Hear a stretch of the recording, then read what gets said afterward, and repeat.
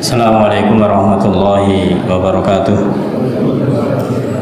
Innal hamdalillah nahmaduhu wa nasta'inuhu wa nastaghfiruh wa na'udzu billahi min shururi anfusina wa min sayyiati a'malina. May yahdihillahu fala mudilla lahu wa may yudlil fala hadiya lahu. Asyhadu an la ilaha illallah wahdahu la syarika lahu wa asyhadu anna Muhammadan 'abduhu wa rasuluh. Qala Allah ta'ala fi kitabihil karim, ya ayyuhalladzina amanu taqullaha haqqa tuqatih wa la tamutunna illa wa antum muslimun. Amma ba'du, fa inna asdaqal hadithi kitabullah wa khairal hadi hadi Muhammadin sallallahu alaihi wasallam wa syarrul umuri muhdatsatuha wa kullu muhdatsatin bid'ah wa kullu bid'atin dhalalah wa kullu dhalalatin finnar. Allahumma shalli ala Muhammad wa ala alihi wa ashabihi wa man tabi'ahum bi ihsanin ila yaumiddin. Ayolah ikhwah azani wa sallallahu alhamdulillah. Puji syukur kita panjatkan kehadirat Allah Subhanahu wa taala atas segala nikmatnya sehingga kita masih dimudahkan Allah taala di siang ini untuk bisa berusaha istiqomah beraktivitas melakukan amalan yang saleh, di antaranya adalah talabul ilm. Semoga amalan kita dimudahkan dan diridhai Allah Subhanahu wa taala. Amin ya rabbal alamin. Ayolah ikhwah azani wa azakumullah. Kita lanjutkan menyampaikan tentang adab berbicara. Kita sampai kepada peringatan akan ghibah dan namimah, yaitu dilarang untuk ghibah dan dilarang untuk namimah. Ghibah atau menggunjing atau gosip, merasani, dan istilah yang lainnya disebutkan di dalam hadis Rasulullah SAW. Ketika beliau ditanya tentang ghibah, maka beliau bersabda, dzikruka akhaka bima yakrah. Engkau menyebutkan tentang saudaramu sesuatu yang dia benci. Engkau menyebutkan tentang keadaan saudaramu yang dia benci. Ini namanya ghibah. Bagaimana kalau kita menyebutkan tentang saudara kita dan memang real, memang faktanya demikian, maka Rasul mengatakan kalau memang demikian faqad igtabtahu, itulah namanya ghibah. Membicarakan aibnya orang lain meskipun itu real, meskipun itu fakta, itu namanya menghibah. Kalau yang kita bicarakan tidak real, tidak fakta, wa illam yakun fi, kalau emang itu tidak ada padanya, faqad bahattahu, bahkan justru kalian adalah telah berbuat dusta, berbuat bohong. Nah, itulah penjelasan tentang masalah ghibah. Adapun yang kedua yaitu namimah. Namimah dalam bahasa kita yaitu mengadu domba. Ya, mengadu domba dalam bahasa kiasan begitu. Para ulama mengatakan namimah itu adalah mengutip perkataan sebagian orang lalu disampaikan kepada sebagian lainnya dengan tujuan menginginkan terjadinya kerusakan di antara mereka. Si A punya masalah dengan si B, maka kita mendatangi si A dengan bertanya dan bahkan mengatakan sesuatu tentang si B. Sebaliknya kita juga mendatangi si B, mengatakan kepada si B tentang si A, yang pada akhirnya A dan B ini menjadi bermusuhan. Yang tadinya mungkin sudah ada ketidakenaan ditambah dengan informasi dari kita, maka semakin keras, ya, semakin besar permusuhannya. Ini adalah mengadu domba. Ayolah azani wa azallah. Jadi namimah itu adalah orang yang dia menyampaikan berita kepada orang lain ada tujuan yang tidak baik. Itu tujuannya adalah untuk merusak di antara mereka, di antara dua orang yang sedang berselisih, apalagi berselisih, tidak berselisih saja bisa jadi berselisih. Apalagi sedang berselisih, itu namanya memperbesar permusuhan. Padahal syariat ini datang ya liwa azani wa sallallahu, tujuan adalah untuk menyatukan kalimat, untuk menyatukan hati, untuk berbaik sangka kepada orang lain. Dan kita diperintahkan selalu berucap dengan perkataan yang benar dan baik. Ini adalah perintah-perintah syariat, khususnya kepada lisan kita, maka adalah mengucapkan kata-kata yang benar, dan kata benar disampaikan dengan yang baik. Itulah yang kita sedang bahas, yaitu di dalam berbicara, jangan hanya perkataannya benar tapi caranya kurang baik. Dua-duanya harus dipenuhi. Kalau kita menyampaikan dengan baik, perkataan yang benar akan nyampe, akan didengar, akan direspon.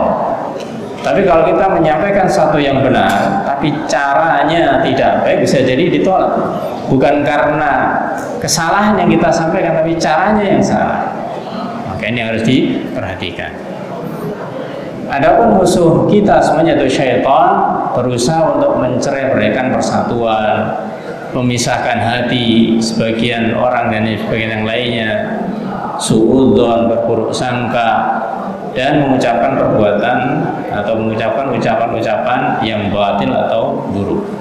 Ada sebuah riwayat dari Jabir radhiyallahu an, beliau mengatakan, qala sami'tu Nabi sallallahu alaihi wasallam, saya pernah mendengar Nabi Muhammad sallallahu alaihi wasallam yaqulu, bersabda, inna syaitana qad aisa ayya'budahul musallun fi jaziratil Arab walakin fit tahrish bainahum, rawahu Muslim.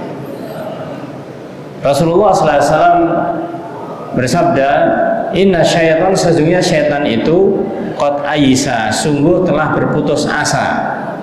Kapok bahasa kita, ya, sudah berputus asa. Putus asa, putus asa dengan apa? Ayya'budahul musallun, yaitu para orang-orang yang sholat, yang beribadah kepada Allah Ta'ala, untuk menyembahnya. Artinya setan mengajak kaum muslimin, kaum mukminin untuk menyembahnya, tapi mereka sudah putus asa fi jaziratil Arab, yaitu di jazirah Arab. Karena ada Rasulullah SAW, ada para sahabat, ada orang-orang yang memegang tauhid sampai saat ini, alhamdulillah, ya. Ini setan pada putus asa karena tidak bisa menggoda. Untuk diarahkan kepada kesyirikan susah, tauhidnya terlalu kuat, rasanya demikian. Nah, karena tidak bisa menggoda orang-orang, khususnya di Jazirah Arab dalam hadis ini, walakin fit tahrish bainahum, celah yang dia masuki, yang dimasuki oleh setan itu adalah dengan cara at-tahrish, yaitu namimah, dengan mengadu domba di antara mereka, ya, mengadu domba di antara kaum muslimin, sebagaimana yang terjadi sekarang. Banyak permasalahan muncul, ujung-ujungnya namimah ini, adu domba satu dengan yang lainnya. Hadis ini dijelaskan, yang dimaksud dengan hadis ini adalah setan telah berputus asa menggoda para penduduk Jazirah Arab untuk menyembahnya, untuk menyembah setan. Setan bisa berupa patung, ya, bisa berupa pohon, ya, bisa berupa hewan, ya, dan yang lain-lainnya. Akan tapi setan sengaja berusaha menghasut mereka dengan permusuhan, karena tidak bisa mempengaruhi kaum muslimin untuk ibadah kepada setan. Akhirnya dihasut, ya, difitnah, diadu domba di antara mereka dengan berbagai macam permusuhan, kebencian, peperangan, dan fitnah yang menyebar di mana-mana. Itulah yang disampaikan oleh Imam An-Nawawi rahimallahu ta'ala. Ayolah ikhwah azani wa azkullah. Nah, dua hal ini, yaitu dua hal yang ini hubungannya dengan lisan, yaitu ghibah dan namimah, adalah merupakan satu benih kebencian dan permusuhan, merupakan asal muasalnya kebencian dan permusuhan yang ditanamkan di tengah-tengah manusia. Siapa yang menanamkan? Ya, syaitan. Syaitan selalu menanamkan di hati-hati manusia ini, yaitu sifat permusuhan, kebencian, tidak suka, saling iri, ya, suudzon, dan yang lain-lainnya. Dan ini memang Allah Subhanahu wa Ta'ala telah mengabarkan tentang setan ini, bahwasanya musuh kita setan itu, ya, setan adalah musuh kita, bukan teman kita, apalagi teman setia. Setan adalah musuh kita. Maka yang namanya musuh ya ikhwah azani wa azkullah, maka itu selamanya tidak akan menghendaki kebaikan. Kalau kita punya musuh, pasti musuh menghendaki kita kalah. Kita itu begini dia jelek. Ya, karena itu musuh begitu. Dan Allah Subhanahu wa taala ketika menyampaikan bahwasanya setan musuh kita, Allah juga perintahkan agar kita menjadikan setan itu juga musuh kita. Tidak hanya diberitahu bahwasanya setan musuh kita, tapi kita diperintahkan untuk menjadikan setan itu juga musuh kita. Jadi saling bermusuhan. Dalam hal ini boleh bermusuhan dengan setan dan wajib, ya, wajib. Karena di dalam surat Fatir disebutkan inna syaitana lakum aduun. Sesungguhnya setan bagi kalian adalah adu, adalah musuh bagi kalian. Fattakhiduhu aduan, maka jadikan setan itu musuh kalian, jangan dijadikan teman. Jadikan musuh kalian. Ini perintah Allah Subhanahu wa taala. Jadikan setan itu musuh kita. Seakan-akan kita tidak ada yang memungkiri bahwasanya setan harus kita jadikan musuh. Tapi hakikatnya, kenyataannya betapa banyak di antara kita yang masih bermesra-mesraan dengan syaitan. Nauzubillah. Apa maksudnya bermesra-mesraan? Betapa banyak kita ini sering tergelincir ke dalam dosa dan maksiat. Bukankah itu namanya pengaruh syaitan? Ya, kita menjadikan dia seakan-akan teman kita dengan santainya melakukan perbuatan maksiat itu, tidak menjadikan musuh. Maka kita harus hanya berlindung kepada Allah Ta'ala dari godaan syaitan. Maka banyaklah mengucapkan a'udzubillahi minasyaitonirrajim. Kenapa kita harus memusuhi syaitan? Allah berfirman, innama yad'u hizbahu. Sesungguhnya setan itu akan mengajak kepada kelompoknya. Liyakunu min ashabis sa'ir, yaitu agar supaya mereka menjadi penghuni neraka yang menyala-nyala. Jadi di dunia ini para jamaah, setan ini cari bolo, ya, mencari pengikut. Siapa di antara kaum muslimin, kaum mukminin yang mau menjadi pengikutnya. Apapun dilakukan oleh setan, yang penting orang mukmin, orang muslim, mereka mengikuti mereka. Di antaranya dengan cara ini, masuk kepada pintu salah satu anggota badan kita, yaitu lisan. Cara bicara ini yaitu ghibah dan namimah. Itu semuanya adalah pintunya setan. Maka disebutkan di sini, ghibah dan namimah termasuk salah satu senjatanya iblis. Senjata iblis dan kelompoknya untuk mencerai-beraikan manusia. Dan mereka selalu menanamkan kebencian di dalam hati sebagian manusia dengan yang lainnya. Dan juga keduanya termasuk penyakit yang membinasakan individu serta mencerai-beraikan jamaah. Ketika ada dua orang atau lebih, awalnya itu mereka berteman, mereka bersama, begitu kena hasad, kena iri dengki, atau kena adu domba ini, kena namimah, ya, kena ghibah, akhirnya teman yang tadinya itu setia bisa jadi pisah dikarenakan kena pengaruh setan ini. Maka kita berlindung dari godaan syaitan. Yang terakhir ada salah satu riwayat dari hadis Abu Daud, dan lafaz ini di Hasan Sahih, dikatakan oleh Hasan Sahih oleh Syekh Al-Albani rahimahullah ta'ala. Wa an Abi Barzah Al-Aslami, dari Abu Barzah Al-Aslami, beliau mengatakan, qala Rasulullah sallallahu alaihi wasallam, bersabda Rasul sallallahu alaihi wasallam, ya ma'syara man amana bilisanihi wa lam yadkhul iman qalbahu. Wahai ya ma'syara, wahai sekalian man, orang, maksudnya siapa saja, ya, wahai orang-orang yang man amana bilisani, orang yang dia itu beriman bilisani, dengan lisannya. Lisannya mengatakan saya telah beriman, amantu billah. Namun walam yadkhul al-iman qalbahu, namun iman itu ternyata belum masuk di hatinya. Baru masuk di lisannya atau mungkin di otaknya, belum masuk ke dalam hatinya. Artinya apa para jamaah yang berbahagia? Seorang yang itu menyatakan mukmin, namanya iman ini sebenarnya sumbernya adalah qalb, sumbernya adalah hati.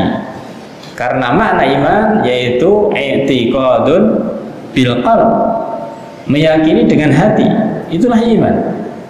Iqrarun bil lisan, menyampaikan dengan lisan, wa amalun bil arkan, dan dikerjakan dengan anggota badan. Maka seharusnya iman ini masuk hati. Tapi di sini Rasulullah SAW mengatakan orang yang dia itu beriman dengan lisannya, berarti hanya ikrar dengan lisan dan belum masuk ke dalam hatinya, ya, ini berarti belum sempurna keimanannya. Belum sempurna keimanannya. Walaupun dia belum sempurna keimanannya, apa perintah Rasul? Ini bukan orang yang beriman yang sudah mantap, bahasanya itu enggak. Bahasanya imannya yang masih tipis, imannya yang masih sedikit. Ya. Apa yang disabdakan Rasul? La taghtabul muslimin. Jangan kalian menggunjing orang-orang Islam. Jangan menggibah orang-orang Islam. Ya. La taghtabul muslimin wala tattabi'u auratihim, dan jangan kalian mencari-cari kesalahan mereka. Ini orang-orang imannya rendah, imannya tipis saja, dilarang untuk menghibah, dilarang untuk mencari-cari kesalahan orang lain. Kenapa? Fa innahu manittaba auratihim, maka sesungguhnya orang yang mencari-cari kesalahan atau kejelekannya orang lain, yattabi'ullahu auratahu, maka Allah akan menampakkan kesalahannya, menampakkan aibnya. Jadi yang membalas adalah Allah Subhanahu wa ta'ala. Kalau sudah Allah yang membalas, wa may yattabi'illah auratahu, dan barang siapa yang Allah telah mencari-cari kesalahannya dia, yang mencari bukan lain adalah Allah, mencari kesalahan kita, yafdahu fi baiti, itu akan tampak kesalahan kita itu meskipun kita berada di dalam rumah.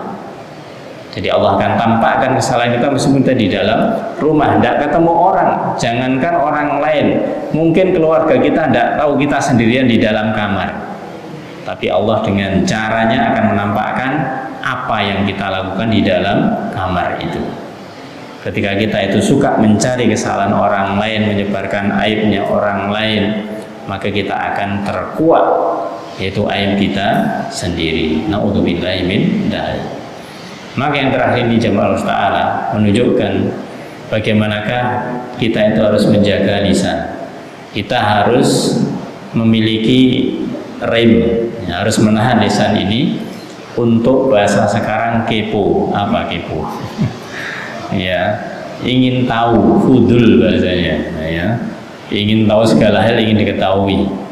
Itu nanti akhirnya apa? Orang yang tidak salah dicari-cari kesalahannya, oh tidak bisa, dia harus begini dan seterusnya. Ya, maka dari itu ini dihilangkan. Ya, kalau itu memang bukan urusan kita, ya alhamdulillah, tidak usah diurusi. Ya, tidak usah diurusi. Kalau kita bertanya lebih jauh, apalagi kita tidak ada keperluan dengannya, kita ikut ngomong saja, ya hanya memperkeruh suasana, paling tidak memperkeruh hati kita sendiri. Hati kita dimasuki oleh berbagai macam masalah-masalah yang lain. Kenapa kita membebani diri kita sendiri? Maka dari itu lewat lisan ini jagalah. Ya, kita harus menjaga jangan sampai kita itu mencari-cari kesalahan orang lain. Kalau ada orang lain yang memang dia itu salah dan kita mengetahui, tidak mengharuskan kita menyebarkannya. Ini yang penting. Kita mengetahui kesalahan orang lain, tidak ada kewajiban kita itu harus menyampaikan, yang lain malah justru harus kita tutupi. Harus kita tutupi. Kapan itu boleh diberitahukan? Ya insya Allah nanti pada pembahasan berikutnya itu tentang masalah ghibah yang diperbolehkan. Ya, ada kekurangan dari orang lain, kemudian kita boleh menyampaikannya itu kepada siapa saja, itu insya Allah pada pembahasan berikutnya. Insya Allah taala wallahu a'lamu bissawab. Kita cukupkan sampai di sini dengan kafaratul majlis. Subhanakallahumma wa bihamdika asyhadu an la ilaha illa anta astaghfiruka wa atubu ilaik. Assalamualaikum warahmatullahi wabarakatuh.